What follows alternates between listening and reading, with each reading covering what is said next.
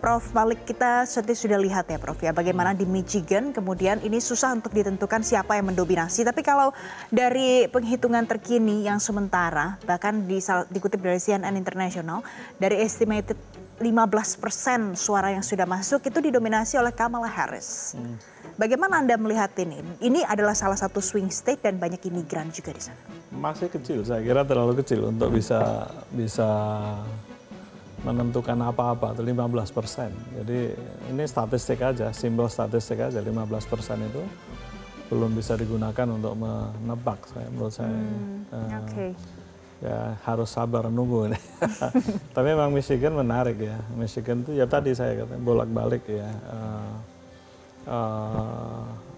Banyak, betul banyak, bukan cuma imigran tapi juga banyak orang Arab Muslim di sana.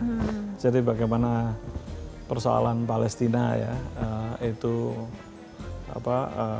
punya gaung di sana pasti juga akan menentukan bagaimana pilihan. Tadi kan Mbak Valen tanya apakah persoalan Palestina dan Ukraina itu akan punya dampak. Ya, punya dampak tapi kecil secara umum. Tapi barangkali untuk Michigan, khususnya untuk komunitas Timur Tengah ya, Arab di Michigan barangkali punya dampak yang besar. Salah satu faktor menentukan. Tapi pertanyaan apakah itu cukup untuk mengubah peta suara keseluruhan Michigan kan gitu ya. Itu belum ada jawabannya belum. ya. Nah 15 masih terlalu kecil. Untuk kita. Masih jauh dari 50%. Oh masih jauh ya. Nah kalau kita bicara soal isu imigran, isu keturunan ketiga yang ada di sana dari dua kandidat ini, yang mana yang paling mengakomodir kondisi saat ini? Kalau di Amerika Serikat ternyata isu imigran itu luar biasa, perlu diperhatikan. Iya, jelas. Polisinya Demokrat itu lebih bersahabat terhadap imigran, ya. Ada macam-macam istilah, seperti dreamer. Dreamer itu misalnya anak yang datang ke Amerika ikut bapaknya, misalnya ya, zaman waktu dia kecil, masih kecil sekali. Jadi dia nggak tahu dibawa kemana aja kan. Tapi sekarang udah pada dewasa itu. Statusnya ketika masuk ilegal, bapak ibunya ilegal. Sekarang gimana? Ya, bagaimana nasibnya? Kalau prosesnya, kalau Demokrat maunya cepat segerakan supaya mereka menjadi citizen kan gitu. Nah, itu kan apa namanya alot itu, perdebatan yang alot. Ya. Ada kecurigaan juga bahwa pelegalan atau menjadikan mereka citizen itu hanya mendukung Demokrat saja itu sebetulnya. Kan tuduhan Partai Republik antara lain adalah menyegerakan, pokoknya imigran lah, kantong-kantong migran ini hanya untuk menaikkan suara Demokrat, yang gitu.